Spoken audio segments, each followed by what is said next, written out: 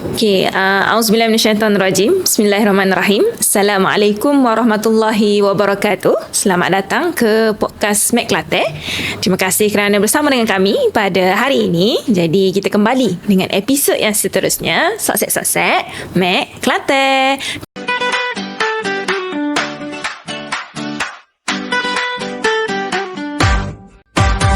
Okey, jadi untuk podcast Mac Kelantan episod kali ni kita kembali dengan tajuk Al-Quran di Hati Mac Kelantan. Tajuk ni kita tak pernah kecek lagi. Dan kita bawa satu panel yang kecil molek tepi saya. Comel je dia. Muda lagi ni. Kecil-kecil tapi bukan budak sekolah. Takut ada tengok comelnya panel tu. Okay, dia bukan budak sekolah. Jadi saya perkenalkanlah siapa di sebelah saya ni. Mungkin ada yang biasa jumpa ataupun pernah hantar anak-anak ke pergi program beliau. Macam rasa macam kenal je panel tu. Dia adalah orang Kelantan lah. Ada berbangga sikit. Namanya adalah Iwana Aisyah binti Abdul Halim. Asalnya orang Bacok Kelantan. So adakah orang Bacok hari ni? Boleh angkat tangan. Hok mana duk tengok live tu. Boleh share kepada rakan-rakan. Waris-waris dan sebagainya. Ni lah. Siapa-siapa lah hok rasa macam saing lah. Kot lah ada saing orang nak call lah mak hak dulu ke. Ataupun hok ngaji diploma sekali ke. Hok duk ngaji Mesir ke. Sebut pasal ngaji Mesir ni. Saya sebut sikit lah latar belakang pendidikan beliau. Pernah ambil diploma Darul Quran di Darul Quran Jakim. Lepas pada tu sambung lagi ke degree Qiraat di Al-Azhar Mesir. Jauh dia terbagi nak ngaji ilmu berkenaan Quran. Lepas tu kini sedang menyambung lah master dakwah di UKM Bangi. Mungkin ada lecturer dia tengah tengok juga ke? Lagi haji dia. Lecturer lagi haji. Okey, gitu. Okey, so learningnya walaupun saya sebut macam sedang menyambung pengajian, tapi sebenarnya beliau ni pengasas Tibian Center. Mungkin ada yang pernah dengar. Lokasinya di Bangi ke di mana? Tak, online. Lokasinya online. Secara online sahaja. Pengasas Tibian Center. Mungkin boleh tengok ada medsos aku yang dia orang mungkin boleh search. Penonton-penonton boleh search Tibian Center. Yang mana merupakan saya rasa penceramah tetap lah untuk sementara ini berkenaan dengan pendidikan head dan akhir balik kanak-kanak dan remaja. Okay, jadi Wana ni juga merupakan penulis buku. Betul. Di Telaga Biru Semen Berhad. Boleh kau share sikit buku ke apa tu? Tulis dah tu. Sikit-sikit. Okay, bismillahirrahmanirrahim. Alhamdulillahirabbil alamin wassalatu wassalamu ala asyrafil anbiya'i wal mursalin wa ala alihi wa sahbihi ajma'in. Rabbi shrah li sadri wa yassir li amri wa hlul 'uqdatam min lisani yafqahu qawli. Amin. Okay, terima kasih atas jemputan pada hari ini. Okay, buku hak saya tulis dengan Telaga Biru ni setakat ni ada 3 buah yang minggu depan akan di launching lah dekat PBKL betul. Okay. Buku pertama tentang Ahli Al-Qurankah Aku. Buku pertama adalah Ahli Al-Qurankah Aku, yang mana buku ni bercerita banyak tentang tentang pengalaman di Mesir. Mesir macam mana nak jadikan akhlak kita, akhlak kita baca Quran. Baca Quran, kita ngapal Quran, kita duduk tadabbur Quran, tapi kan kita nak jadikan Al-Quran tu menjadi akhlak kita. Menjadikan kita tu berakhlak seperti akhlak Al-Quran. Betul. Sebab berkatanya Imam Nawawi dalam kitab At-Tibyan fi Adab Hamalatul Quran, orang yang ahli Al-Quran ni bukanlah orang yang menghafaz Quran, bukanlah orang yang membaca Al-Quran, bukanlah orang yang sentiasa duduk dengan Al-Quran, tapi akhlak Al-Quran ahli Al-Quran yang sebenar adalah orang yang betul-betul berakhlak dengan akhlak Al-Quran. Tapi berbalik pada tu pula orang ketahui. Kalau kita, saya ni baik tapi saya tak ngaji Quran pun. Saya tak baik tapi tak patut tuduh pun. Yang mana bila seseorang itu berakhlak dengan akhlak Al-Quran, pastilah dia akrab dengan Al-Quran. Maksudnya orang tu akhlak dengan akhlak Al-Quran, mestilah dia tu dengan Al-Quran tu tak putus langsung. Duk seumur lah. Duk seumur. Macam kita tengok Imam Syafi'i sehingga kan sehari 2-3 kali khatam Al-Quran. Imam-imam Sayyidatina Nafisah sebelum dia wafat tu sampaikan dalam satu kitab menulis khatam Al-Quran sebanyak 6,000 kali. Di dalam liang kuburnya yang dia gali Yang dia gali sendiri.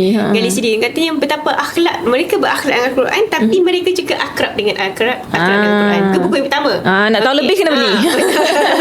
Okey, buku kedua adalah Siraman Jiwa Al-Quran. Yang ni tadabbur yang ringkas untuk seseorang. Ialah manusia ni kan ada jatuh, ada bangun, roda kehidupan. So buku ni saya ambil ayat-ayat Al-Quran dan saya buat tadabbur yang ringkas lah. Okey.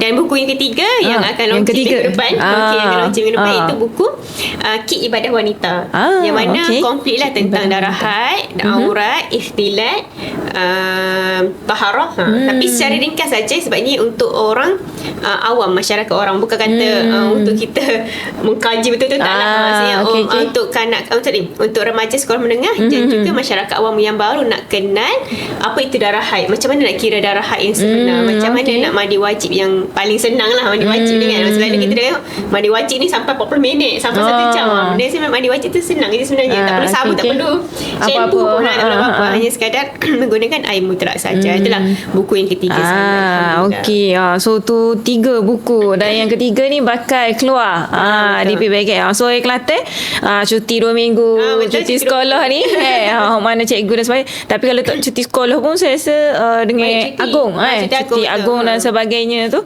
tapi tak tahulah dia kedok demo ni nak lopak lagi kan, raya lagi dan sebagainya. Itulah pasal tapi siapa yang pergi ke PBKL kita jumpa di sana. Saya pergi juga tapi saya tak ada buka apa-apa, saya pergi tengok buku je. Okey, dan pencapaian sikit lah berkenaan dengan Wana ni, penerima beasiswa JAKIM. Maksudnya bukan kaleng-kaleng orang baca ni dapat beasiswa kan. Dan merupakan pernah dapat lah anugerah pelajar cemerlang masa dia tahun 2 di Dewan Malaysia Khairah Mesir. Mungkin ada sahabat pernah dengar nama Wana ni, mesti tahu dah kan benda-benda ni. Jadi terima kasih banyak Wana sudi mari ni, dan dia pun kecek dah saat ni sikit berkenaan dengan buku-buku dia. Jadi untuk kita nak masuk lah ke tajuk kita kata Al-Quran ni di hati Mek Kelantan. Dan sebabnya macam saya rasa ada juga kita sebut Wana ngaji di Mesir ni. Dan saya rasa kalau sebut Mesir ni kat Soho, dia bukan Soho lah, maksudnya salah satu trademark dia standard orang Mesir ni kalau dia duduk dengan Quran. Gitu kan. Nak tahu pasal cerita tu kena tunggu sebab benda tu ada di tengah-tengah kita punya perkongsian pada episod kali ni. Sebelum pergi kepada benda tersebut, kita nak tahu jugalah sikit berkenaan dengan Wana sendiri. Lagu mana Wana boleh start dengan Al-Quran ni? Maksudnya sambung diploma, lepas tu degree pula kan. Maksudnya berkenaan dengan Al-Quran jarang sebab ada orang dia macam munggu kita ngaji dah Quran yang kecil macam kirati kau sambung pula. So mungkin tak anggap macam ilmu Al-Quran ni satu benda yang macam perlu ambil serius ke, tak adalah siapa perlu ambil CJ pengajar rasmi macam gitu kan. Tapi mungkin untuk budak pengajar agama Islam ataupun hok memang ngaji aliran agama lah, mungkin tahu terdedah dengan beberapa bidang pengajian kan. Tapi tak semua juga berani untuk ambil pengajian qiraat terutamanya. Mungkin Wana boleh cerita sikit lah, share sikit dengan kita kan, dan juga penonton lagu mana tu hubungi Wana bermula dengan Quran ni. Okey. Bermula dengan Quran ni saya daripada darjah 6. Darjah 6. Okey, apa berlaku tu? Saya nak masuk form 1. Saya masuk form 1 di Maha Amir kan. Okey. Kemudian saya mikir gini, saya kata sampai bila aku nak baca Quran kena paksa. Maksudnya kecil-kecil kan kena mak ayah, kena baca Quran, kena pergi ngaji apa itu macam sampai bila aku nak ngaji ni tanpa ada orang marah aku. Maksudnya tanpa ada orang paksa aku kan. Jadi saya nak masuk je form 1 azam tahun baru masa tu lah. Azam tahun baru. Okey, azam tahun baru. Mantap azam tahun baru. Budak dah janda. Masuk tes 1. Saya kata saya kena ngaji Quran 1 muka sehari. Saya tak tahu orang boleh terlintas benda tu, tapi saya buat. Masya Allah, ilham. Ilham tu. Dan saya beli satu buku kecil buku 5 kita lah lebih kurang. Buku hotel kan. Saya tulis, ini saya ngaji ke tak? Tak ada lagi ilham. Kalau tak ngaji lagi ni kena denda. Okey, menarik tu. Budak dia kata 1. Maksudnya satu kan. Kena denda. Tapi saya kata masa tu kan saya denda tu saya buat kena sedekah lah 2 ya saya. 2 ya kalau tak ngaji 2 ya. Okey. Lepas tu Saya katalah kan 2 yang kan macam besar juga kan. Yalah, untuk budak kan. Lepas tu baru form 1. Lepas tu zaman yang dulu kan, zaman yang sekarang 2 yang ni. Jadi saya akan kumpul 2 yang. Contoh saya tak ngajar ni, malah kau tak order kau apa-apa, saya kumpul 2 yang, saya akan sedekahkan 2 yang tu. Sebab saya tak ngaji. Ada waktu saya tak ngaji. Okay. Jadi saya memang akan catat hari ni ngaji ke tak? Hari ni contoh hari ni 23 Mei. Okey, ngaji ke tak? Esok 24 Mei ngaji ke tak? Muka surat berapa saya tulis? Saya bermula dengan muka surat 1 saya buat. Okey. Kemudian alhamdulillah saya khatam tingkatan 2. Saya sebab istiqamah baca setiap hari. Dapatlah khatam tingkatan 2 tak saya. Jadi daripada saya ingat bulan Ramadan tak saya. Okey, lepas tu masuknya form 3. Okey, masuk form 3. Masuk form 3 pula. Saya pergi satu camp tahfiz Al-Quran di Masjid Telipung. Okey, camp tu selama 1 bulan. Okey. Dan kena tidur situ, kena tidur di masjid. Kena tidur situ. Okey, dia bukannya tahfiz mungkin ngapa Quran sangat, dia ngapa surah-surah lazim. Betul, juz amma, dan kena khatam Al-Quran dengan guru 30 juzuk dalam halaqah. Okey. Waktu tu waktu tu di Maha Amir ni dia ada student tahfiz yang ditumpangkan. Maksudnya Maha MTS ditumpang di Maha Amir sebabnya bangunan dia okey, saya tu 3 tahun. Bila saya tengok dia orang tu, kita ya Allah, Masya Allah, dia orang ni terinspirasi lah. Gitu. Masa tingkat 3 tu saya pergi camp tu, saya tanya ustazah halaqah saya tanya, ustazah, boleh tak saya nak start ngapal Quran? Ada tak tahfiz yang timur untuk form 4? Okey. Saya nak masuk dalam macam masuk mahad tahfiz sains kan. Ustazah tu mungkinlah dia kurang arif. Dia bilang ni kata oleh, dia kata kena ngapal pada kecil lagi. Okey. Masa tu down lah kita macam kan. Sedih. Kena ngapal daripada kecil lagi. Maksudnya kena bermula pada form 1. Dari 1 gitu. Betul. Kemudian saya kata, okey ustazah, so tak ada lah tahfiz senang boleh masuk tepat. Tak ada, dia kata. Okey. Saya pun kebetulan faci saya masa tu adalah student daripada Darul Quran. Di Q. Ustaz dalam faci tu, ustaz tu 2 orang tu daripada Darul Quran. Lepas tu dia masa tu kita guna apps yang biru tu kan. Apps yang biru. Okey. Tersebut dah sana. Okey. Umur biru kata kan. Umur biru tu message Wana cek tekan link ni. Saya abaikan. Saya kata okey ustaz, gitulah. Lepas tu tanya lagi, Wana cek tekan link ni lah. Macam seminggu tu saya kata Allah serabut lah ustaz ni. Tu tekan kan. Saya tekan tu, cinta pandang pertama. Itu Darul Quran. Saya tu cuma tempat ni. Saya tanya ustaz, tempat ke apa? Tempat ni untuk ngapal Quran, tapi kena masuk lepas SPM. Okay. Kemudian start situ saya masuk form 4. Saya nak masuk form 4. Saya masa tu betapa sungguh nak masuk Darul Quran. Saya print logo Darul Quran. Saya tempel di Mari Bedok. Tempat saya tengok semua. Okey. Lepas tu yalah, kita tak ada PC rumah. Handphone pun tak ada. Jadi kena pergi CC lah. Betul. Bila saya down, saya akan pergi CC untuk saya tengok lama buat Darul Quran. Itu yang memangkin semangat saya. Dan waktu tu saya dapat masuk kelas account saya. Tapi sebab saya kata aku tak nak masuk pun, saya tak ambil pun bidang account lepas Darul Quran. Kena ambil bidang pengajian Islam. Jadi tak payahlah, kalau aku tak skor dengan MAT nanti merosakkan result. Gitulah. So saya pun stay dengan kelas kalau panggil kelas sastra, kelas perdagangan lah. Kelas perdagangan, betul, kelas perdagangan. Dan saya skor kat situ, Alhamdulillah. Kemudian saya memang katanya form 5 ada dapat handphone daripada family. Memang hampir setiap hari saya buka lampu buat dia Darul Quran. Kata semangat sangat-sangat tu study SPM tu memang tak palingkan gigi lah kata kan. Memang tuju ke di Q lah. Memang nak sangat di Q ni. Masa tu ada dah niat untuk ke Mesir. Tapi saya kurang pengetahuan sangat pasal Mesir. So tak apalah, masuk Darul Quran dulu. Lepas tu kita mikir pasal negeri mana. Tapi ada juga yang membantah. Maksudnya guru-guru saya membantah. Sebab dia kata masuk DQ ni bazir umur. Sebab 3 tahun kan. Betul. Berbanding ambil STAM. Orang lain laju sikit lah. Laju STAM setahun. Dan Darul Quran 3 tahun. Darul Quran 3 tahun. Tapi saya kata bagi saya tiada pembasian bila kita dengan Allah, bila kita dengan Quran. Okay. Sebab rezeki lain-lain. Ada je kawan-kawan yang ambil STAM setahun tapi tak ada rezeki lagi sampai kerja. Maksudnya rezeki setiap orang kan lain. Berbeza.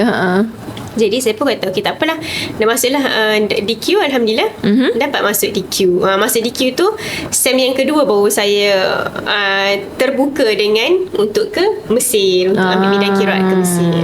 Gitulah. Okay. So tu cerita dia lah. Lagu mana Wana boleh bermula. Saya rasa macam menarik. Cerita rare jugalah. Budak tingkatan 1 kita panggil. Dia punya azam tahun baru.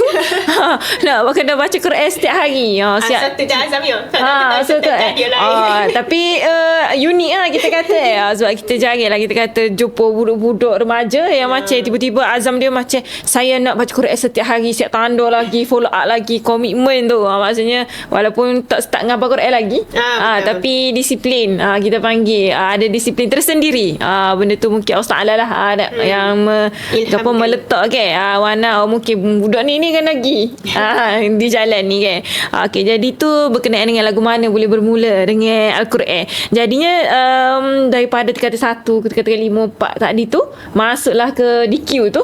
Dalam sepanjang-panjang 5-7 tahun tu, di mana momen yang mana rasa macam Quran ni bukan sekadar baca tapi dia adalah kunci kehidupan sebenarnya. Maksudnya hak memang dah nak jatuh cinta dah dengan Quran, tapi ada tak momen ataupun kisah yang menyebabkan Wana rasa macam takjub ataupun memang tu kita rasa macam terikat dengan Quran dan nak menjadi ahli Quran itu sendiri.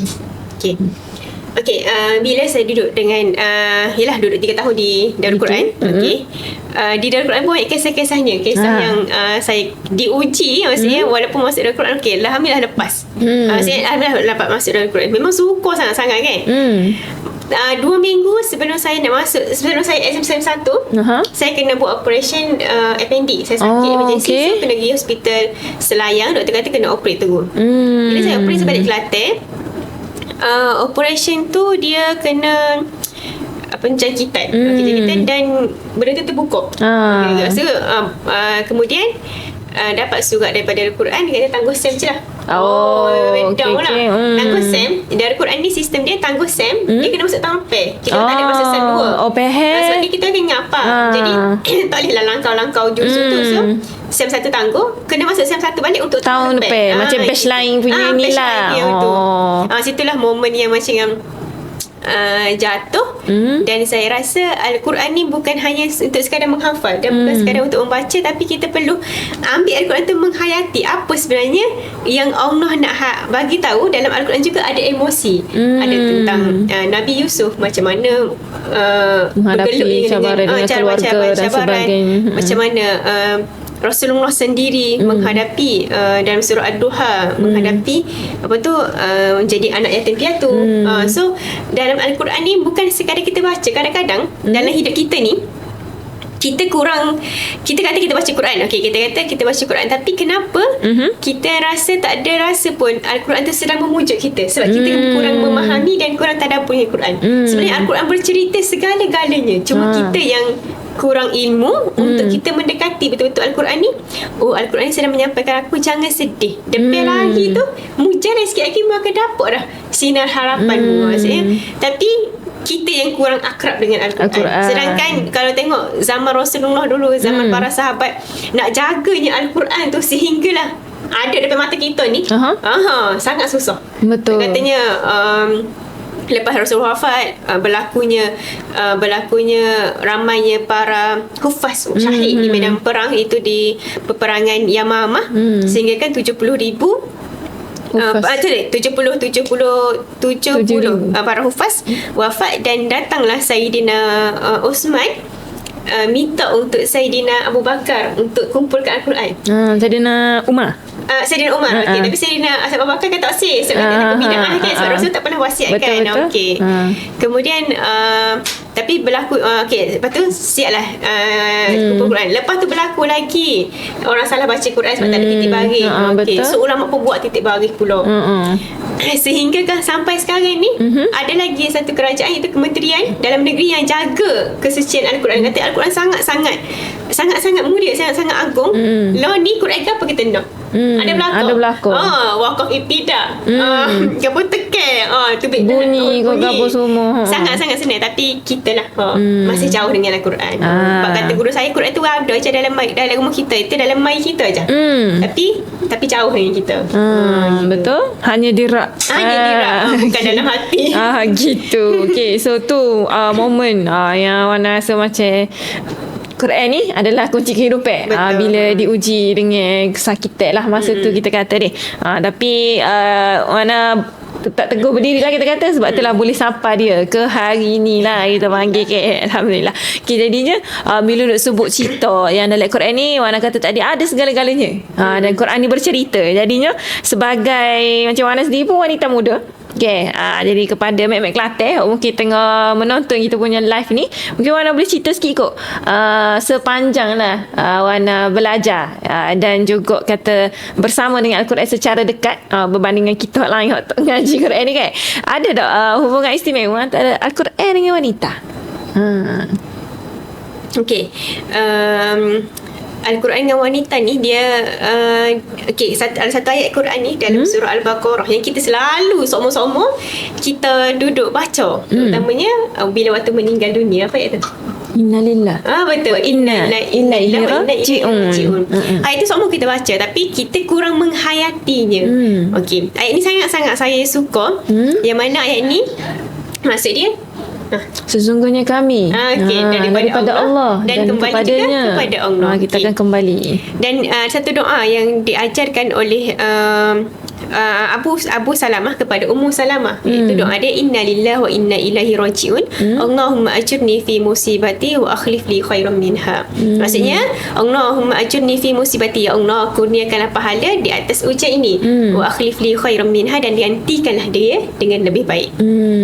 Ada satu ulama kata antara mustajabnya doa ini apabila kita baca ketika kita ditimpa dengan musibah. Contoh, kita orang kata kita accident, na'udzubillah, saya cerita kita accident, kita kena langgar dengan kereta lain ke, kita ayat pertama kita ada ayat ini. Itu waktu mustajabnya doa. Tapi tak adalah kata lepas tu tak mustajab, tapi itu waktu yang mustajabnya doa. Paling kenal lah kita kata. Paling kenal lah tu. Okay. Apa saya kata ayat ni paling best untuk wanita, inna lillahi wa inna ilaihi raji'un. Ayat ni sebenarnya bukan untuk orang mati, tapi untuk segala-galanya dalam kehidupan kita. Contohnya, kita rasa macam tak rasa baju ni milik aku. Okey, baju ni milik aku. Sedangkan baju ni adalah pinjaman daripada Tuhan. Bila masa kita kata walaupun aku beli baju ni dengan harga RM10,000 sekalipun, kalau Tuhan kata baju ni nanti dia akan terbakar dengan rumah kau. Jadi kun fayakun Tuhan boleh buat. Jadi apa segala yang ada dalam genggaman kita sekarang ni, termasuklah nyawa kita sendiri, termasuklah mata, hidung, mulut kita, lidah kita, semua adalah pinjaman. Betul. Jadi kita kena letak ini dalam diri kita, segala-galanya pinjaman. Selalunya perempuan ni terikat emosi dengan pasangan ataupun dengan anak-anak. Bila diuji dengan pasangan, bila diuji dengan anak-anak ni, dia akan sedikit down lah, sedikit lemah, akan rasa macam loss. Benda tu adalah normal sebab kita adalah manusia biasa. Tapi kita kena kembali kepada Al-Quran. Sebenarnya segala-gala dalam dunia ini adalah milik Tuhan. Cara pandang kita dengan alam pun, alam ni pun milik Tuhan. Bila masa Tuhan boleh nak ambil. Betul. Jadi hak tu bila kita letak satu perkara, okey ini milik Tuhan. Jadi bila Tuhan ambil, kita rasa macam kita sedih, tapi kita yakin okey ini Tuhan ambil, jadi Tuhan akan gantikan dengan yang lebih baik. Sebab satu kali ni bila saya tak ada buat ni, saya berkata okey segala-galanya milik Tuhan. Okey, saya buat gitu ya. Esok tu Tuhan uji saya. Okey. Saya mau beli kereta masa tu. Baru setahun, saya baru tak cukup setahun lah kereta. Baru lagi lah. Kereta saya kan. Okey. Lepas tu hari tu saya pergi servis kereta, saya pergi basuh kereta. So bersinar-sinar lah kereta tu kan. Lepas servis, baru basuh. Wangi-wangi. Okey. Saya pun niat. Saya kata comel kereta aku. Gitu lah. Gitu. Comel kereta aku. Esok tu saya ada urusan dengan bank. Okey. Saya on the way balik tu, dekat traffic light tu, ada satu kereta Honda traffic light tengah berhenti ni. Kereta Honda ni dia terlanggar punggung.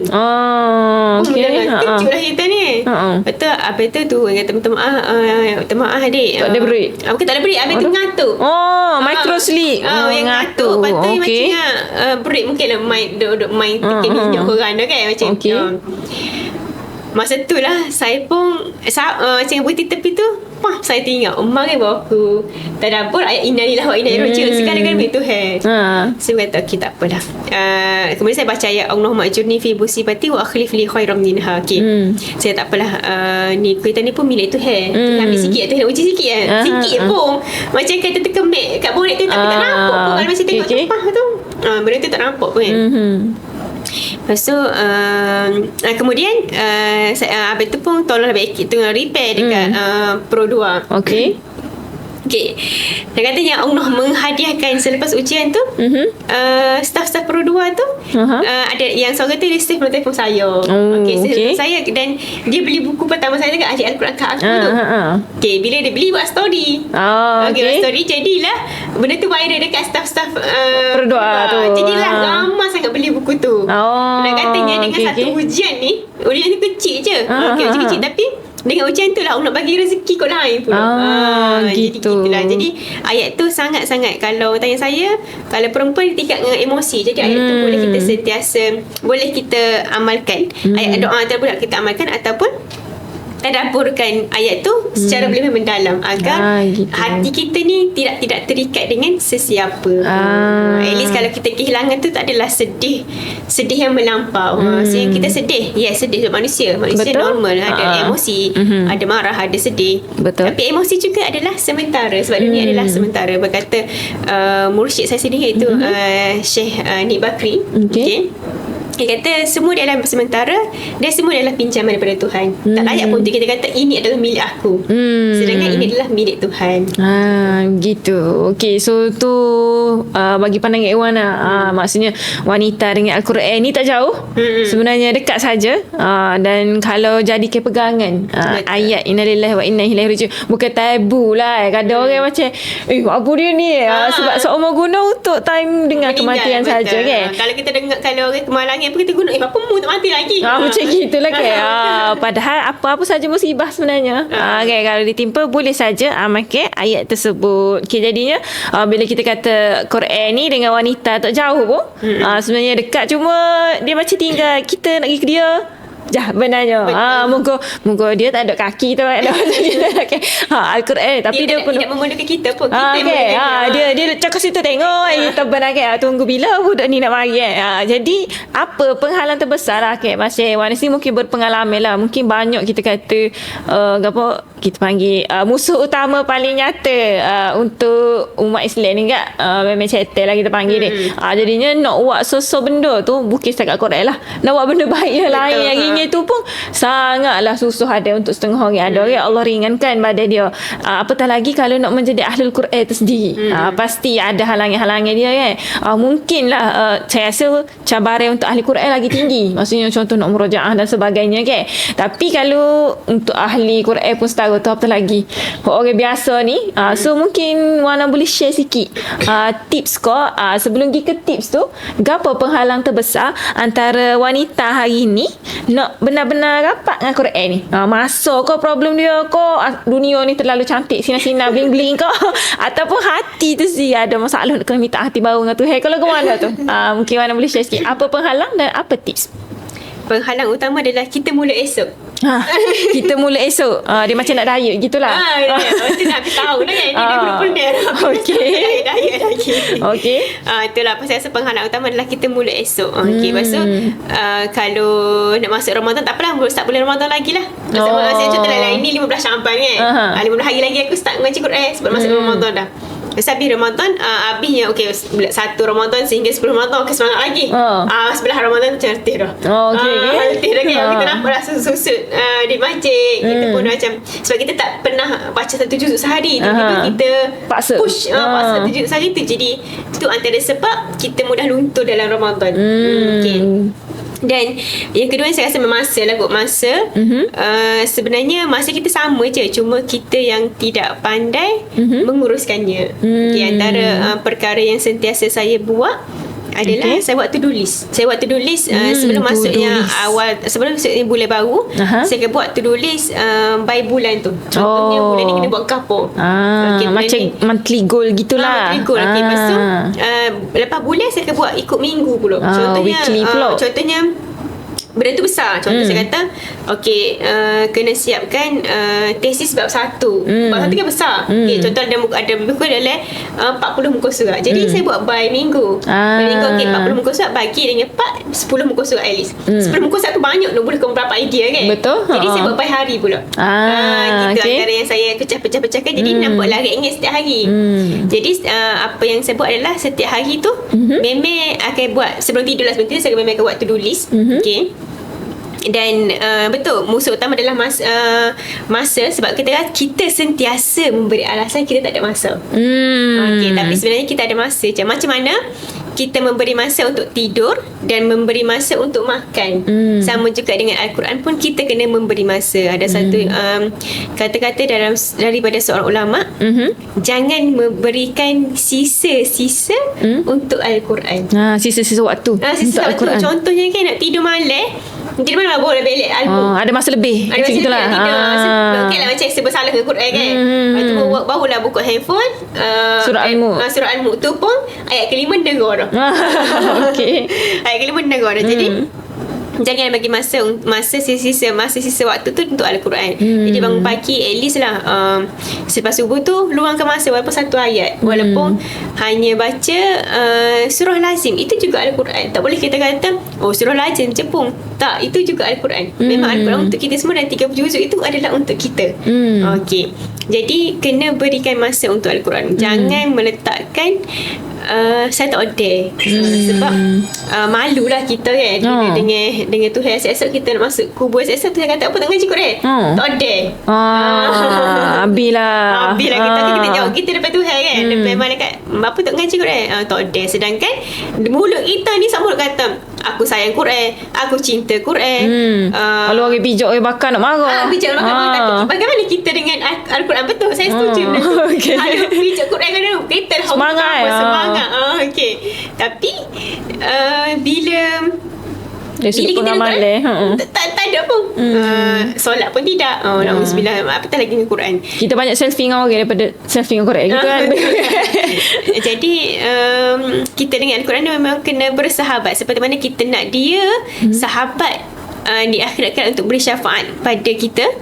Sama juga kita kena jadi dia kan sahabat baik di dunia. Sebab takkan aku sahabat kalau tiba-tiba mu tak dapat dengan aku pun, tiba-tiba sahabat aku tu famous macam gitu. Aku tak kenal pun mu. Macam siapa ni siapa ni mu, kita pun macam pelik kan. Siapa ni mu tak pernah pun ada aku, tanya aku tanya dunia dulu. Tak sedih tanya beri tak ada pun gitulah. Tak ada pun, tiba-tiba mu dengar aku sahabat gitu. Jadi dengan Al-Quran ni kena adakan waktu lah, kena adakan waktu. Tak boleh kita memberi alasan kepada Al-Quran gitu. Gitu. So pahala terbesar ni bertangguh lah. Betul, bertangguh. Dan tips dia kena buat lah. Sebab kan tengok dulu Kiai Betul ni saya rasa tak adalah sibuk sangat berbanding dengan ulama-ulama. Maksudnya ada lagi orang lagi sibuk. Ada lagi pada sibuk. Tengok Imam Syafi'i bagaimana sampai tak tidur malam, sampai tidur 3 jam untuk tulis kitab kan. Kita ni tidur tu terlebih tidur dah saya rasa. Betul. Kita rasa kita habis sibuk lah. Habis sibuk dah. Semua orang rasa. Semua rasa. Tapi sebenarnya ada lagi sibuk. Bila kita tengok Rasulullah bagaimana Rasulullah sini pun sibuk. Tapi masih lagi boleh luangkan waktu dengan Qiyam. ahli Al-Quran, dengan qiyam, dengan ahli keluarganya, dengan sahabat lagi gitu. Betul. Bahkan ada satu cerita ni saya sangat-sangat sebab Rasulullah kan sangat sibuk. Kemudian pada satu hari ni Rasulullah tu saya tak pasti dia Rasulullah sibuk nak pergi berperang ataupun sibuk dengan urusan. Ada seorang budak ni mai kat Rasulullah, ya Rasulullah, masa tu Rasulullah tengah sibuk. Rasulullah macam pandang balik kepada budak tersebut. Rasulullah boleh duduk? Ya anakku. Budak tu cerita pasal apa? Dia kata, ya Rasulullah, burung aku mati. Nak kata mengadu. Main mengadu. Maksudnya benda yang sangat-sangat simple. Rasulullah SAW pujuk budak tu. Nak kata yang Rasulullah yang sangat-sangat sibuk pun boleh melayan. Ya kan kita tengok benda tu remeh je lah. Benda tu macam alah burung mati je pun. Tapi gitu. nak kata yang sangat-sangat ihtiramnya Rasulullah kepada kanak-kanak. Jadi kita ni janganlah bagi alasan sibuk. Saya kurang sikit kalau macam orang bagi alasan sibuk untuk Al-Quran. Macam sibuk sangat kamu okey. Jadi rasa macam query. Gitu. So saya pun teringat, saya pun jadi sebut salah kot. Macam kita semua pun masing-masing ada urusan masing-masing. Tapi kadang-kadang sampai tahap kadang tiba-tiba kawan jauh tiba-tiba mesej sibuk ke tu macam gitu kan. Dia kata sibuk Rasulullah lagi macam gitulah. Kita jadi rasa sebut salah nak jawab sibuk tu kan. So kalau saya katakan ni kalau Perdana Menteri tengok pun insecure dengan mu. Orang lain macam jolok kepada macam YB lebih pada YB. YB pula insecure. Sibuk sangat pada kalau aku. Okay. Yang busy. Okay, jadinya tadi berkenaan dengan apa penghalang ni. Jadinya selain daripada penghalang yang ada tu, dia baca Quran ni macam kalau baca ayat tu okey lagi. Bila siapa sama surat macam nak cukup macam ada setengah orang dia nak buat mungkin sebagai setengah juzuk setiap hari ataupun juzuk sehari, nak boleh ke siapa tu akhir mari rasa macam berat. Gitu. Jadinya ramai lah mungkin saya rasa anak muda pun saya rasa orang yang berusia pun mungkin ada merasakan macam Quran ni benda berat macam gitu. Jadi lagu mana nak ubah cara pandang tu? Maksudnya dari sudut Wan Nazila mungkin kita rasa berat ni sebab benda tu belum kita panggil apa cinta dan sayang betul-betul sebab kalau kita memang pun orang sayang anak lah. Sayang anak cinta anak bangun pagi-pagi. Boleh bangun awal pagi nak tidur lewat gapo semua untuk anak semata-mata. Jadi dengan Al-Quran ni pun adakah lagu tu kau kan nak boleh ubah pandangan biar kita memang betul-betul habis je podcast hari ni kita tengok Quran tu dengan sudut pandang yang lain. Lagu mana tu? Okey. Antara perkara yang menjadikan kita berat ni adalah kita bermula dengan langkah yang besar terus. Okay. Maksudnya dalam satu buku buku Atomic Habit. Saya suka aplikasikan dia tu dengan dalam ibadah kita. Contohlah kalau kita kata kita nak kita kata okey Ramadan kita dah set Ramadan tahun depan at least aku boleh khatam Quran 30 juzuk. Okey. Sebabnya bertahun-tahun Ramadan tak boleh nak khatam. Okey, jadi waktu yang bersisa untuk masuk Ramadan tahun depan ni kita dah bermula dengan Al-Quran. Okey, pertama, okey kita kata tak mampu lah saya nak baca Quran. Okey, tak mampu, pergi je Quran mula-mula. Gitu. Pergi je Quran dulu. Sebab tu dapat mukjizat dah. Sebab tu dapat cahaya daripada Quran. Sebab Al-Quran ni mana-mana pun cahaya. Pegang sekalipun Al-Quran dah buka sekalipun Al-Quran dah bercahaya. Dah mukjizat Okay, pergi dulu Quran. Siapalah kita rasa macam yang okay, pergi Quran ni ringan-ringan bagi aku. Mungkin sebulan, mungkin 2 bulan. Bergantung pada orang. Okay. Mungkin dengan sebulan tu pergi ataupun seminggu dah pergi. Oh, saya rasa ringan dah saya pergi Quran. Saya rasa macam tak berat pun ambil Quran. Mentah nak pergi, nak peluk, nak cium. Okay dah. Okay. Lepas tu terus buka Quran, baca sayat aja. Baca sayat aja. Tak perlu banyak-banyak. Tak perlu kata sayat aja. Sikit je. Tak perlu. Okay. Kita baca sayat. Kita ikut kapasiti kita. Sebab kita dah baru nak bermula dengan Quran kan. Okay. Lepas saya kita rasa okey aku sayat okey dah. Kita dah sama hari 2 ayat, lama-lama 3 ayat, lama-lama setengah muka surat, lama-lama 1 muka surat, lama-lama 2 muka surat. Terjadinya sehingga 1 juzuk. Benda tu lama-lama orang macam wow hebatnya mu 1 juzuk. Sedangkan tak tahu perjalanan kita bagaimana nak habis 1 juzuk proses tu kan. Sama juga apa-apa ibadah sekalipun kita kata aku nak bangun tahajud. Okey, bangun tahajud. Awal-awal tu kita tahu kita bangun pukul 6 pagi. Awal cuba kita awal ke seminit 5.59 kita bangun. Kita tak rasa berat. Kalau kita banding kita pukul 5 pagi hari ni bangun ya. Patut esok tidur ya. So 59 okey dah. Okey 59 okey ingat dah. 58 57 buat sikit-sikit sebab dalam buku tu saya sukalah buku tu dia mengajarkan benda yang untuk kita jadikan habit tu tak perlu benda yang besar, tak perlu langkah yang besar. Kita ambil sikit-sikit. Kita kata nak baca buku kan. So pegang je lah buku dulu tu. Pegang dulu buku. Lama-lama terah balik sinopsis dia. Lama terah baca satu satu ayat. Buat secara perlahan-perlahan, barulah kita rasa benda tu tak berat. Sebab benda yang berat ni sebab kita terus melangkah terus yang besar. Contoh kita kata macam kita puan ni nak diet. Nak diet tu cut sugar. Nak drop semua. Nak drop semua. Tak usah makan nasi, tak usah kata. Benda berat. Hari ni buat. Dah lah badan kita ni semua dapat semua dah. Dapat semua dah. Tiba-tiba kita terus cut.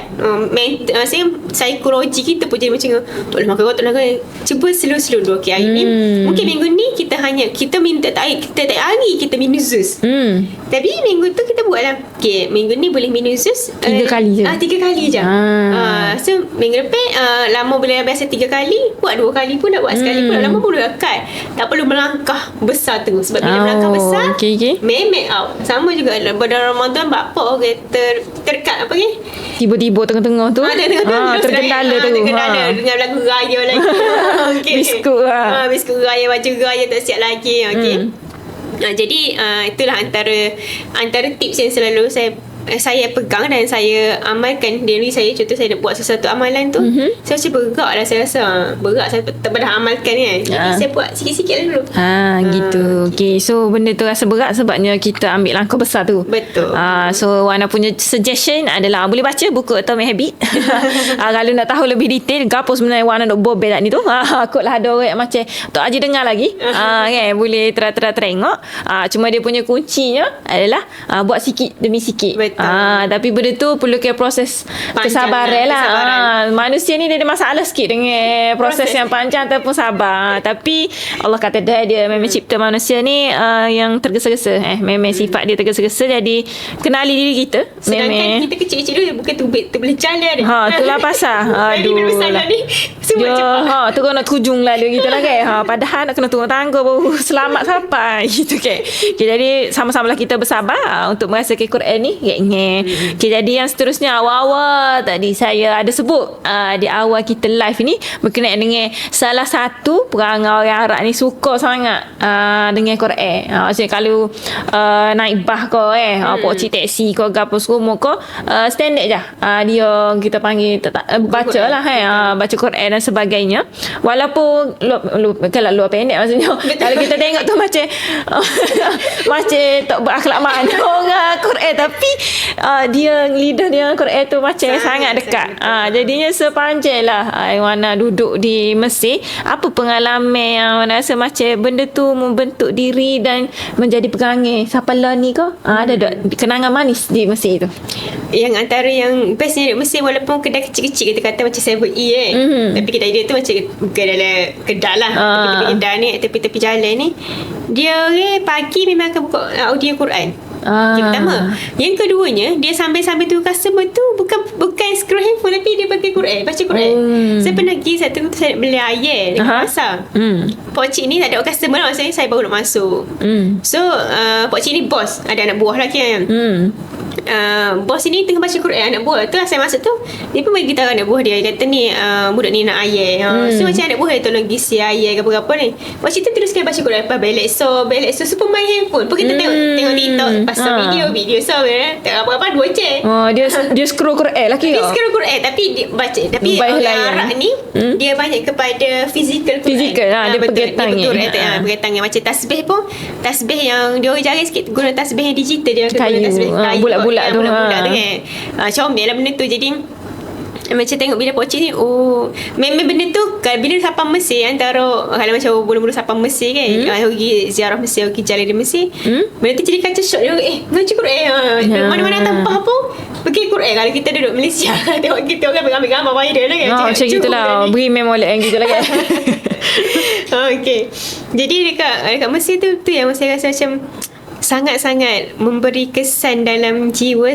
Maksudnya dengan Al-Quran ni, macam tadi saya kata, tak boleh bagi masa, tak boleh bagi alasan dengan Al-Quran. Sedangkan pokcik tu kalau kita tengok dia tu mestilah sibuk nak uruskan kedai, tapi sambil-sambil dengan tunggu customer tu boleh baca Quran, bukan scroll handphone. Jadi kalau kita kata kita sibuk sama mana pun, benarnya ada je dengan Quran. Cuma kita yang mungkin kita kurang pandai untuk uruskan masa. Gitu. Okay. So gana suasana sepanjang menuntut ilmu lah di Mesir yang macam ubah cara pandang Wana terhadap Al-Quran dan juga dunia dakwah. Munggu lepas pada degree tu lah ni Wana sendiri pun sambung dalam master dakwah kan. So lagu mana tu, apa benda yang duduk sana, sepanjang duduk sana tu ubah cara pandai pasal ilmu dengan dakwah, ada kaitan ke lagu mana daripada jam lah kita kata maksudnya dunia kiraat, dunia Quran pergi ke dakwah. Sebab apa tak sambung master dari sudut kiraat dan sebagainya. Macam gitu. Sebab salah satu sebabnya bidang qiraat ni bidang orang-orang tertentu sahaja yang tahu. Yang tahu. Kalau cerita dekat orang-orang masyarakat awam, Imam Hafs pun mereka tak kenal. Betul. Imam Hafs tak kenal. Jadi bidang qiraat ni sangat-sangat perlu, sangat-sangat penting. Tapi hanya orang-orang tertentu sahaja. Bahkan ada ulama-ulama yang syadid, yang ketat. Orang nak belajar ilmu qiraat ni adalah orang yang kena hafal 30 juzuk. Okey, faham. Jadi dia macam ilmu yang berat, yang besar lah, sebab ilmu berkaitan dengan Quran kan. Jadi bila saya masuk bidang dakwah ni, saya selitkan kepada masyarakat awamnya adalah first step adalah kena baca Quran dulu. Macam mana nak ajak masyarakat tu untuk kembali kepada Al-Quran. Al-Quran ada je. Kita kata kita duduk sedih, kita duduk healing ni, sedangkan dengan Al-Quran pun kita tak belik. Kita tak belik. Sedangkan dengan Al-Quran pun kita kurang belik. Bila last belik Ramadan, bila last belik masa Nisfu Sya'ban. Sedangkan Al-Quran tu sebenarnya memberi penyembuh daripada kita. Jadi bila saya nampak ni Al-Quran, masyarakat Malaysia ni masih lagi kurang dengan Al-Quran. Masih lagi kurang dengan Al-Quran. Tu yang pertama. Yang keduanya, bila saya pergi ceramah-ceramah dekat sekolah-sekolah, masyarakat ni masih lagi ramai yang tidak solat. Minta maaf saya sebut ramai tidak solat. Bahkan ada seorang pelajar, saya ceramah masa tu, saya ceramah tentang Quran, dan seorang pelajar ni dia datang dekat saya tanya soalan, Ustazah, solat ni wajib ke? Saya terkejut. Saya form 4. Saya kata, kenapa awak tanya soalan begitu? Betul kata, kalau lah Ustazah kata solat ni wajib, buat apa mu'ah tak semayang?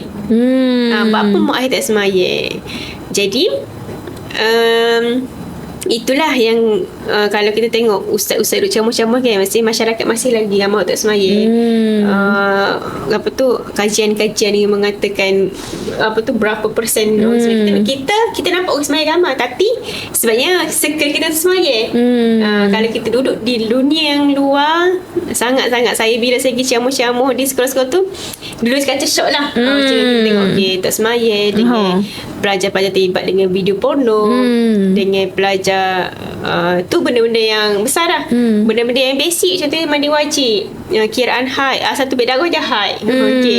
Asal berti cah darah, tak payah mandi wajib, biarlah tangguh dalam masjid 2-3 hari baru tangguh. Barulah mandi wajib sebab nak semayang. Ataupun kadang-kadang tu sebab mandi wajib tu dia mengawalkan mandi wajib pun ada. Darah dia lagi tapi nak awalkan sebabnya esok sibuk. Mandi lagi hari ni. Ada juga gitu. So benda tu yang saya nampak masyarakat masih perlu ditekankan. Dan di samping itu juga saya bawa juga Al-Quran bersama-sama dengan program pendidikan haid ni kan. So kena kembali kepada Al-Quran walaupun walaupun selangkah demi selangkah, walaupun kecil-kecil langkah pun kita kembali ke Al-Quran, sebab Al-Quran lah akan menjadi syafaat kita, insyaAllah. So gitu maksudnya mengapa maksudnya apa Wana sambung master dakwah tu, sebab kita tengok isu-isu yang berlaku dalam masyarakat dan sebagainya lah. So awal tadi saya ada sebut juga yang Wana ni merupakan pengasas TBN Center. Maksudnya center secara online kan yang ada ni. Jadi lagu mana tu Wana terdetik macam nak buat benda tu? Maksudnya orang muda kita kata tak adalah semua, ada orang nak makin gaji kan. Maksudnya nak kerja formal, apply jadi cikgu, ambil DPL dan sebagainya. Tapi Wana macam decide untuk develop sendiri satu center untuk mendidik masyarakat. Apa tu? Apa cerita untuk penubuhan tu, dan mungkin boleh share juga apa TBN Center buat? TBN Center yang pada asalnya COVID duduk Mesir. Jadi masa saya duduk Mesir tu, kita tak ada kelas online. Tak ada kelas online. Jadi kelas tu semua fizikal kan. Jadi lepas tu saya rasa macam Wah lah saja macam bangun pagi dia balik asrama je, tak ada tubik Okay. Kita orang nak beli makanan pun kena kirim ke orang lain untuk hantar. Memang tak ada tubik langsung masa COVID tu. Jadi masa tu saya ada aktif dekat Facebook untuk saya menulis. Okay. Kemudian masa tu adalah beberapa orang ni mesej kata saya nak ngaji boleh ke dok? Masa tu macam takut lah, macam tak layak kita rasa nak ngajar orang ngaji ni. Lepas okay boleh. Betul lepas sore ramai saya dekat 150 orang sudah saya sore jaga. Saya lah admin, saya lah accountant, saya lah urus cash, saya lah ngajar. Lepas tu habis di Mesir saya balik saya belum saya back for good daripada Mesir BFG tu, saya pun carilah 2 orang staff, seorang admin dan seorang lagi HR, dan ada 2 orang guru tu. Saya 2 orang ikut masa tu guru, dan saya alihkan pelajar-pelajar saya kepada guru-guru seperti Dr. Odell kan. Lepas tu ada lagi pemasukan pelajar lain ke apa. Start situ sebenarnya office tu ada je dekat Pacok, tapi office tu sekarang letak stok je lah. Dan staff kita orang, staff management lebih kurang dalam 10 orang. Ramai juga. Tapi semua kerja secara online. Work from home lah. Work from home. 9 sampai 5. Dan waktu Selangor. Waktu Selangor. Ya, sebabnya ramai duduk luar kan. Jadi kita ikut waktu dia orang lah. Okay. Saya pula Jumaat Sabtu Ahad banyak program-program juga. Jadi macam okay, senang lah. Buat hari Isnin sampai Jumaat. Kira flexi hour lah. Okay. Lepas tu guru-guru je lah part time. Guru-guru part time. Dan student semua kira semua online lah. Kita orang pagi maksudnya meeting sehari ada 2 kali meeting, berjumpa dengan staff, meeting secara online. Kerja ada sistem, ada kerja secara maksudnya ada bersistem lah macam mana kita tahu staff tu buat kerja ke tak. Semua online, alhamdulillah semua online. Setakat ni pelajar kita orang seluruh Malaysia termasuk Singapura dan Brunei. Student-student daripada Brunei dan Singapura pun ada join. Okay.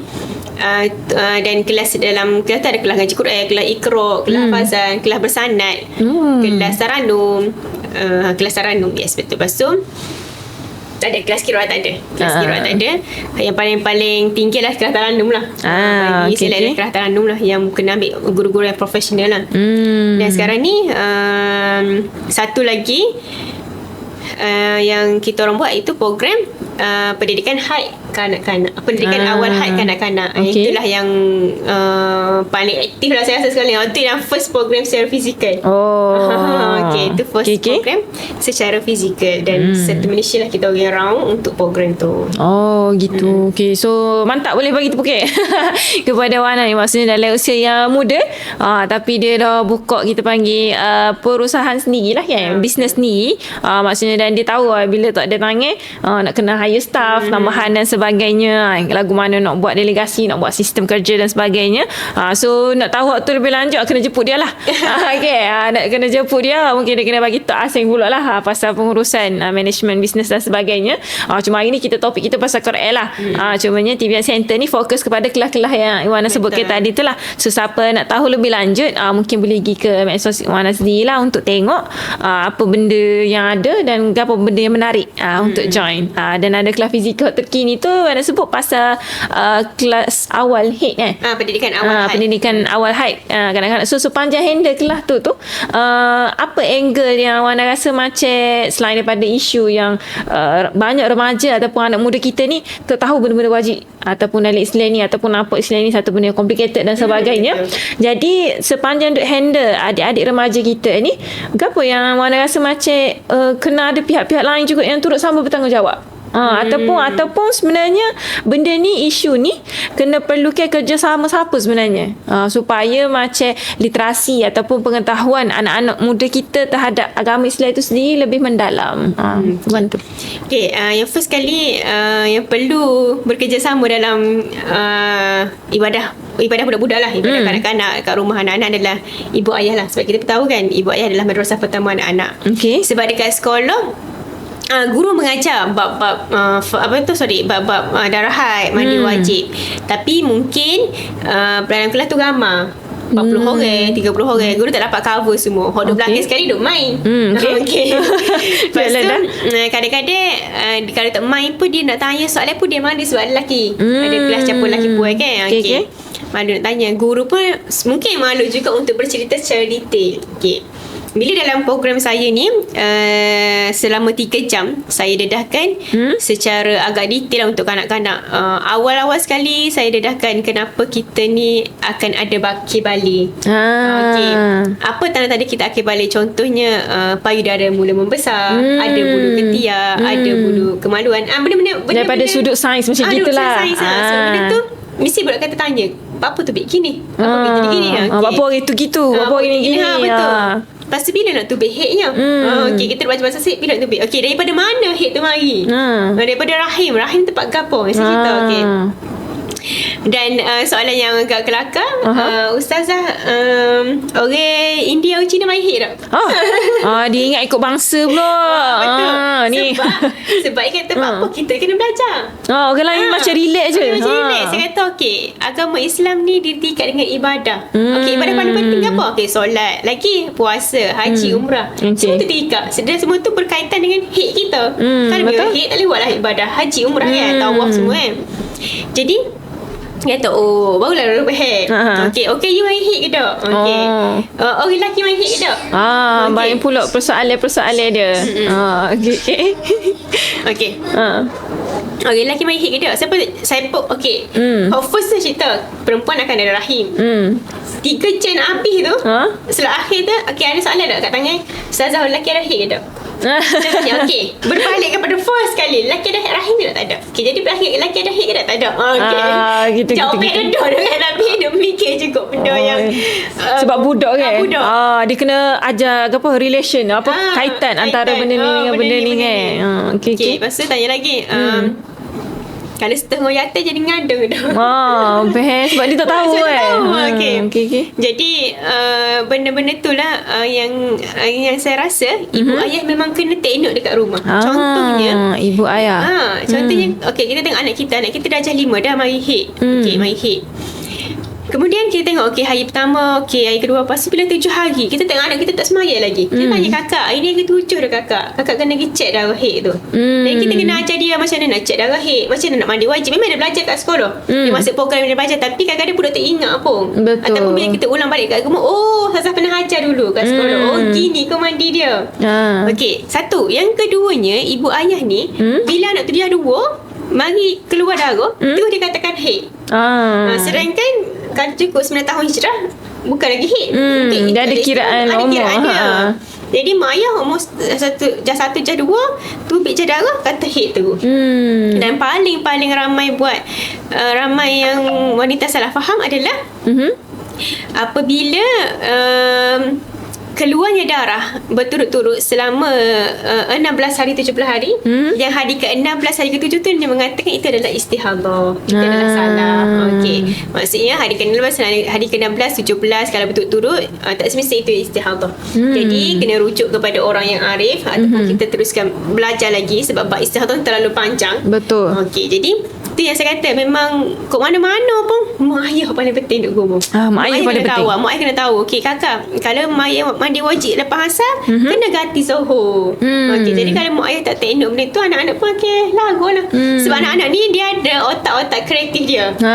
Esok sibuk, esok ada Fardhu Ain, lepas tu Fardhu Ain lagi main, lagi ada sukel, lagi sukel pula. Jumpa saing kau apa pula. Tak apalah, mandi wajib malam ni lah. Sedangkan darah ada lagi. Ada soalan tu isu. Dia kata, Ustazah saya sibuk, saya selalunya saya selalunya haid 7 hari, dia kata. Tapi hari ke-7 nanti saya sibuk. Saya sekolah contoh. Saya sibuk. Boleh tak saya mandi wajib sebelum program? Okey, masa darah tu masih ada, tapi nak mandi wajib awal. Lepas tu ada juga kata, Ustazah, kalau tak mandi wajib jadi ke apa? Okey. Kalau melengahkan mandi wajib boleh tak? Okey. Jadi benda-benda yang sangat-sangat basic, tapi kalau tak ada pengawasan daripada mak ayah di rumah, anak-anak tu tak semaya. Benda penting sekarang ni tak semaya. Kalau puasa tu kita nampak dah boleh puasa sebulan je kan. Betul. Benda paling setiap hari kita akan buat rutin kita adalah solat. Jadi mak ayah kena sangat-sangat tengok anak-anak, terutama anak-anak yang sedang membesar, sebab dia orang kena guide dulu. Sebenarnya masa budak-budak kita kecil-kecil dulu kan, budak nak semaya kan, dia main tunduk, main sujud je kan. Kita yang guide dia, okey adik kena rokok dulu, teh tu macam teh tu. Macam kena guide dulu daripada kecil, daripada awal. Jadi Benda paling penting sekali adalah mak ayah. Sebabnya guru-guru dekat sekolah hanya membantu hanya lah. membantu saja. Kita tak boleh kata guru dah mengajar kat Itu sekolah. tanggungjawab guru sepenuhnya. Bukan tanggungjawab. Sebabnya berdosa pertama adalah ibu ayah. Ibu ayah. So mana-mana ibu ayuh ataupun ibu bapa muda ada menonton kita punya podcast hari ni mungkin boleh take note apa yang Cik Puan Wana share tadi. Sebab ni berdasarkan pengalaman dia. Bila dia handle program, anak-anak ni bertanya soalan yang kita rasa macam lagu ni pun boleh tanya kita jadi macam kebanyakan saya rasa kebanyakan pendakwa instead of dia orang pandang serong, dia lebih kepada benar.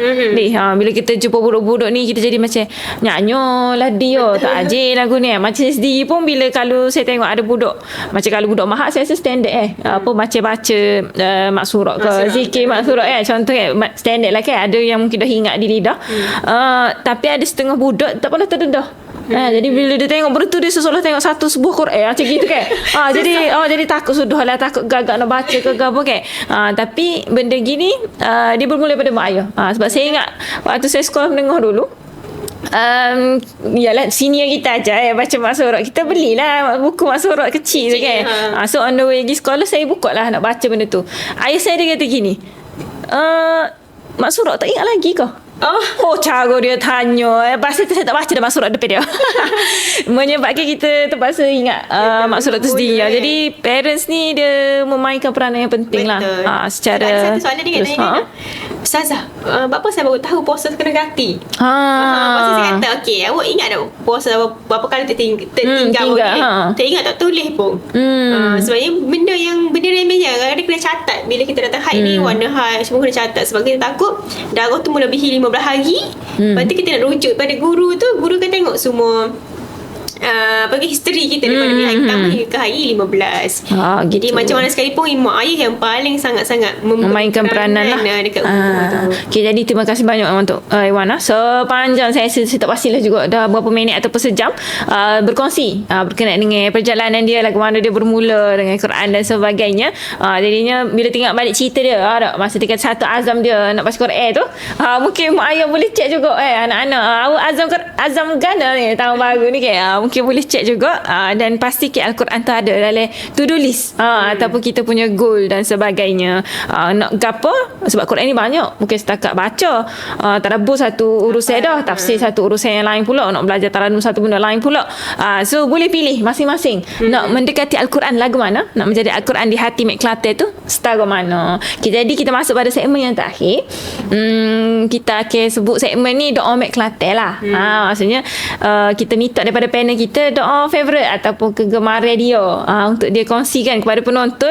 Yang penonton rasa macam kenal lah doa ni saya dengan situasi hidup saya. Mungkin mana boleh share doa tersebut? Okay, satu doa ni yang saya bukanlah kata memang sentiasa amalkan dalam doa harian saya itu, yang berbunyi saya berbunyi macam ni: Ya Allah, jadikan Al-Quran di sisi aku saat aku sakaratul maut, saat aku terkujur kaku, saat aku dimandikan, saat aku dikafankan, saat aku disolatkan, saat aku dibawa ke kubur, saat aku diangkat ke kubur, saat aku di dalam liang kubur, saat aku berada di hadapan muka nakirmu, saat aku keseorangan, saat aku dibangkitkan, saat aku berjalan menuju pada mahsyarmu, saat aku di hadapanmu, saat aku di atas mizanmu, saat aku di atas titian siratmu, saat aku dihitung antara syurga dan neraka, engkau jadikan Al-Quran ini syafaat buatku, buat ahli keluargaku. Dengan syafaat Al-Quran aku dapat masuk syurga Firdaus.